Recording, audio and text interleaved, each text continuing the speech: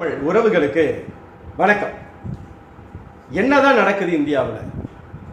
உலகமே உற்று பார்க்கக்கூடிய இந்தியாவினுடைய பாராளுமன்றம் எப்பையும் போல இயல்புக்கு மாறாக மிகப்பெரிய பாதுகாப்பு வளையத்திற்குள் ஏன் வந்தது அப்படின்னு இன்று உலகமே அதிசயித்து பார்க்குது. என்ன போராட்டம், அப்படி என்னதான் அங்கே நடக்கிறது? ஏன்னா ஒரு போர் சூழலை நினைவுபடுத்துகிற ஒரு மிகப்பெரிய அச்சமான ஒரு பதட்டமான ஒரு சூழலை உருவாக்கக்கூடிய நிலைமை இந்திய பாராளுமன்றத்திற்கு ஏன் வந்தது அப்படின்னு உலகமே கவனிச்சுக்கிட்டு இருக்காங்க. எதற்காக இந்த போராட்டம், எதை நோக்கி இந்த போராட்டம், யார் செய்கிறார்கள் இந்த போராட்டத்தைன்னு இன்று எல்லாரும் ஆய்வு செய்யக்கூடிய அளவில் உலகம் உற்று பார்க்கக்கூடிய இந்திய பாராளுமன்றம். என்னதான் போராட்டம்? ஏன் இலவசத்துக்கா? இலவசம் கேட்டு யாராவது போராடுறானா? மின்விசிறி வேணும், அண்டா குண்டா வேணும், காலனி வேணும், செருப்பு வேணும், செங்கல் வேணும், சிமெண்ட் வேணும் நிற்கிறானா? இல்லை. இலவசத்துக்கு நிற்கிற கூட்டமாவது இலவசத்திற்காக போராடுகிற போராட்டக்காரர்கள் அவர்கள் இல்லை. இல்லை, தான் சார்ந்து இருக்கக்கூடிய மதத்திற்கு கோயில் கட்டணும், இல்லை நான் சார்ந்து இருக்கக்கூடிய மார்க்கத்திற்கு மசூதி கட்டணும், இல்லை என்றால் நான் கும்பிடக்கூடிய சாமிக்கு நான் ஒரு சர்ச்சு கட்டணும், ஆலயம் கட்டணும் அப்படின்னு போய் நிற்குதா? இல்லை. அப்ப என் சாதிக்கு இடஒதுக்கீடு வேணும் அப்படின்னு நிற்குதா? இல்லை. இது எதுவும் இல்லை. கல்விக்கான தேர்வை நீதியா நடத்து. அதற்கு பொறுப்பேற்றிருக்கக்கூடிய ஒன்றிய அமைச்சர் தர்மேந்திர பிரதானை ராஜினாமா செய்ய சொல்லு. நிலையான கல்வி கொடு, உண்மையான கல்வி கொடு, அனைவருக்கும் சமமான கல்வியை கொடுன்னு நிக்கிறான். இதை விட ரொம்ப வெக்கக்காடான விஷயம் என்ன தெரியுமா? விவசாயிகளும் சேர்ந்து நிக்கிறான். இப்ப இந்த போராட்டத்தை அடுத்தாப்புல அவர்களும் பாராளுமன்றத்தை முற்றுகையிட வர்றாங்க. இதற்காகவெல்லாம் போராடுறானே தவிர உணவு கேட்டோ உங்ககிட்ட வருமானம் கேட்டோ அப்படி நிக்கல. எவனும் கல்வி கொடுன்னு கேட்கிறான். சரியான கல்வியை கொடு, நீதியான கல்வியை கொடு அப்படின்னு கேட்கிறான். அவனை தாக்குதல் நடத்திருக்கிறாங்க.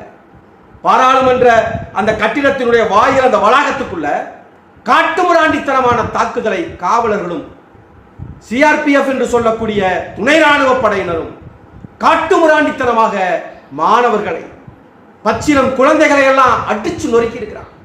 நீங்க அடிக்கும் போது பாருங்க, அந்த நிறைய காணொலியை பார்க்க முடிஞ்சிச்சு. அப்படியே நிக்கிறான் சில மாதிரி, ஓடல. அவன் இலவசத்திற்கோ தான் கும்பிடுற சாமிக்கு கோயில் கட்டணும், மசூதி கட்டணும், ஆலயம் கட்டணும்னோ தன் சாதிக்கோ இல்ல சாப்பிட உணவுக்கோ வந்திருந்தான்னா அவன் ஓடுவான். ஆனால் ஓடல, நிக்கிறான். அப்படியே என்ன அடிச்சாலும் அப்படியே நிக்கிறான்னா அவனுக்குள்ள எவ்வளவு வலி இருக்குன்னு பாரு, அவனுக்குள்ள எவ்வளவு பெரிய ஏக்கம் இருக்குன்னு பாரு, எவ்வளவு பெரிய போராட்ட குணம் இருக்குன்னு பாரு, அவன் உள்ளுக்குள்ள இருந்த உணர்வை நீ எந்த அளவுக்கு கிளறி விட்டுருக்கேன்னு பாரு. படிக்கக்கூடிய வயசுல, சம்பாதிக்கக்கூடிய வயசுல, குடும்பத்தோடு மகிழ்ச்சியா இருக்கக்கூடிய வயசுல அவன் வந்து போராட்டத்திற்கு நிற்கிறான், உயிரை துணிஞ்சு நிற்கிறான். இத்தனை துணை ராணுவம், இத்தனை காவலர்கள், இவ்வளவு பெரிய துப்பாக்கிகள் எல்லாத்துக்கும் மத்தியில வந்து நிற்கிறான்னா அப்ப நீ அவனுடைய குரலை கேட்காமல் அவன் குரல் வழியை நெரிக்கக்கூடிய விஷயத்தை நீ செய்யறேன்னா அதுல பாருங்க. சரி, காவலர்கள் தாக்குறாங்க, சரி துணை ராணுவ படை வந்து தாக்குது, அதெல்லாம் இருக்கட்டுங்க. இந்த ரெண்டையும் சாராத எந்த அதிகாரம் மற்ற ஒரு சிலர் இங்கே இறக்கப்பட்டிருக்கிறார்களே, அவர்கள் யார்? காணொலி இருக்கு, புகைப்படங்கள் இருக்கு. கம்பும் கடப்பாறையோட கத்தியோட நிக்கிறானே, அவன்லாம் யாரு? யாருமே தெரியல. அப்ப இவனையெல்லாம் இறக்கி விட்டது யாருங்கிற மிகப்பெரிய கேள்வி இருக்குது. ஒரு காவலர் தடுக்கிறான்னா அது ஒரு பணியாக இருக்கலாம், அரசு ஏவி இருக்கலாம், செஞ்சிருக்கலாம், பாராளுமன்றத்தை காக்க வேண்டிய பொறுப்பாக எடுத்துக்கலாம், துணை ராணுவ படையுமே அப்படி எடுத்துக்கலாம். ஆனால் இந்த இரண்டையும் சாராத ரவுடிகள் அங்க நிக்கிறானே, அவன் எப்படி வந்தா, எங்க இருந்து வந்தான், யார் அனுப்பி வச்சு வந்தா, யாரோட தயவுல வந்து நிக்கிறான்னு ஒண்ணு இருக்குல்ல. இதெல்லாம் தாண்டி இதெல்லாம் யாரு செய்யறா அப்படின்னா, 2 மாணவர்கள் முன்னெடுத்த விஷயம். 30 வயது தான் அப்ஜித்துக்கு, 26 வயதுடைய சௌரவ் தாஸும் இந்த அப்ஜித்தும் சும்மா தெருப்பொறுக்கிகள் அல்ல. அப்ஜித் மிகப்பெரிய ஒரு நிறுவனத்தை நடத்தி கொண்டிருக்கிற, செயல்படுத்தி கொண்டிருக்கக்கூடிய, கற்றுக்கொண்டிருக்கக்கூடிய அமெரிக்காவை சேர்ந்த நிறுவனத்திலே பணியாற்றி கொண்டிருந்தவர். சௌரவ் தாஸ் எத்தனையோ புலனாய்வு கட்டுரைகளை எழுதியவர், பத்திரிகையாளர், பெண்கள் பாதுகாப்பு குறித்து நிறைய ஆய்வுகள் செய்து அந்த ஆய்வு அறிக்கைகளை வெளியிட்டவர். இவர்கள் முன்னெடுக்கிறார்கள். எந்த சாதியோ, எந்த மதமோ, எந்த அரசியல் கட்சியோ முன்னெடுக்கல. 24 கோடி மாணவர்களுடைய வாழ்க்கையை தின்றுக்காங்க இந்த 10 வருஷமான ஆய்வுகள் சொல்லுது. தி இந்தியன் எக்ஸ்பிரஸ் சொல்லுது, எத்தனையோ பத்திரிகைகள் இன்னைக்கு எழுதியிருக்கிறான். மொத்தம் 3 லட்சம் கோடி பிளாக் மணி இதுல புழங்குதுங்கிறாங்க. எது? இந்த நீட் சம்பந்தமா மட்டும், நீட் சம்பந்தமாக மட்டுமே இவ்வளவா? இப்ப என்ன கேட்கிறாங்க இந்த மாணவர்கள் போராட்டத்தில்? என்ன கேட்கிறாங்க? நீட் தேர்வுக்கான வினாத்தால் எப்படி வெளியானது, யார் வெளியேற்றினார், கடுமையான நடவடிக்கை எடுத்திருந்தால் இந்த போராட்டம் நடந்திருக்காது. சம்பந்தப்பட்ட அமைச்சரை பதவி விலக சொல்றாங்க. நகண்டுட்டு போ, தவறு நடந்திருக்குதுல, நடந்தனால தானே 20 லட்சத்திற்கும் மேற்பட்ட மாணவர்களை நீ திரும்பவும் வந்து எழுத சொல்லியிருக்கிற. இதுவரைக்கும் சும்மா இல்லைங்க, 89 வினாத்தாள் இதுவரைக்கும் லீக் ஆயிருக்கு. 48 தடவை மறுதேர்வு நடந்திருக்குது. வெக்கமா இல்ல? ஒரு வினாத்தாளை கசிய விடாமல் மாணவர்களுக்கு தேர்வு நேரத்தில் மட்டும் வந்து கொடுக்கக்கூடிய, வெளியிடக்கூடிய ஒரு செயல் நிர்வாகத்தை கூட செய்ய முடியாத அரசு எதுக்கு? இன்னைக்கு என்ன பண்ற? மேற்கு வங்காளத்திலிருந்து 20 கம்பெனி பாதுகாப்பு சிஆர்பிஎஃப் அனுப்புற. 20 கம்பெனி என்னாச்சு? ஒரு கம்பெனிங்கிறது 134 பேர் இருப்பான். அதுல எதற்கு இவ்வளவு பெரிய படை? எதற்காக நீ அனுப்புற? யாரை எதற்கு அனுப்புற? வெளிநாட்டிலிருந்து தீவிரவாதிகள் உள்ள வந்துட்டாங்களா? உள்நாட்டில் கலகம் பண்றாங்களா? கிளர்ச்சி பண்றாங்களா? அவன் கேட்டது என்ன? சமமான சரியான நீதியான கல்வியை கொடு. அதை கொடுக்க வக்கற்ற அந்த அமைச்சரை வெளியே போக சொல்லுங்கிற. அப்ப இவனுக்கு வெளியே போக சொல்றதுல பிரச்சனை இல்லை. தர்மேந்திர பிரதானை வெளியேற்ற விடாமல் அவனை காப்பாற்றுவது மட்டும் ஒன்றிய அரசு, பாரதிய பாசிச அரசினுடைய நோக்கம் அல்ல.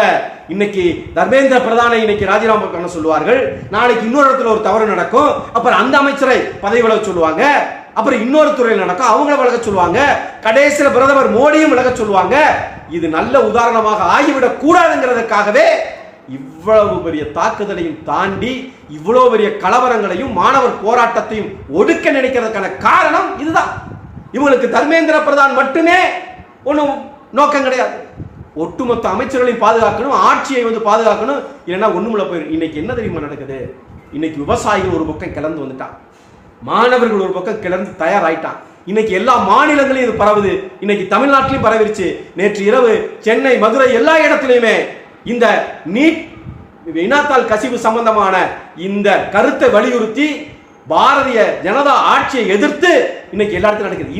இன்னைக்கு பகல் நடந்த விஷயம், மதுரை காமராஜர் பல்கலைக்கழகத்துக்கு உள்ள காவல்துறை போய் வகுப்பறையினுடைய வாயில நிற்கிறான். எதுக்கு? இந்த போராட்ட குணமுடைய மாணவர்களை கைது செய்வதற்கு பல்கலைக்கழகத்திற்குள்ளேயே காவல்துறை வருதுன்னா இங்க உள்ள அரசு என்ன செய்து கொண்டிருக்கிறது? நீங்கள் பாசிச அரசு எதிர்க்கிறீங்கல்ல, நீங்க நீட் தேர்வை எடுக்கணும்னு நினைக்கிறீங்க. அப்ப இந்த தமிழ்நாடு அரசு என்ன சொல்ல வருது? மாணவர்களை பல்கலைக்கழக வளாகத்துக்குள்ளேயே போய் காவலர்களால் கைது செய்யப்படுமானால் இது போராட்டத்தை இன்னும் வீரியப்படுத்துமே தவிர அமைதிப்படுத்தாது, தீர்வுக்கு போகாது. இன்னைக்கு போராட்டம் எங்க போயிருச்சு பாத்தீங்களா? எங்க போயிருச்சு? நீட்டை ரத்து செய்கிறது போய் நீட்டை ஒழுங்கா நடத்துன்னு போயிருச்சு. இதுதாங்க இவங்க சூத்திரம். இதுதான் ஒரு கோட்டுக்கு பக்கத்துல பெரிய கோடை போட்டா அது சின்ன கோடாயிரும். அப்படிதான் இப்ப என்ன, நீட்டை ரத்து செய்யன்னு கேட்டல, அதுக்குள்ள ஒரு குளறுபடிய பண்ணு, அதை வெளியேத்து. இப்ப என்ன செய்வ நீ? உடனே நீ வந்து சரியா நடத்து அப்படின்னு வந்துட்ட. நீட்டை ரத்து செய்யுங்கிறது போயிருச்சு. ஆனா ஒண்ணு மட்டும் உறுதியா தெரியுது, உயிர் பலி இல்லாமல் இது ஒரு தீர்வுக்கு வராதோ என்று தெரிகிறது. இருந்தாலும் ஒரு உயிர் கூட, ஒரு ரத்தம் கூட சம்பந்தப்பட்ட இடங்களிலே சிந்திவிடக் கூடாது என்பதுதான் நம்முடைய நோக்கம். கல்வியும் விவசாயமும் இன்னும் எத்தனையோ எண்ணற்ற போராட்டங்கள் நடக்குதுங்க, என்னென்னமோ போராட்டம் நடக்குதுங்க நாட்டில். ஆனால் கல்விக்காகவும் விவசாயத்திற்காகவும் ஏங்குகிற போராட்டம் நடத்துகிற ஒரு நாடு என்னைக்குமே உருப்பட்டதா சரித்திரம் இல்லை. கல்வியும் மருத்துவமும் விவசாயமும் எந்த நாட்டில் தலை தோங்கி நிற்கிறதோ, தற்சார்புடையதாக நிற்கிறதோ, அந்த நாடே வளரும், வளர்ச்சி அடையும். நன்றி, வணக்கம். இது சமர்க்களம், சமரசமற்ற தமிழ் தேசிய ஊடகம்.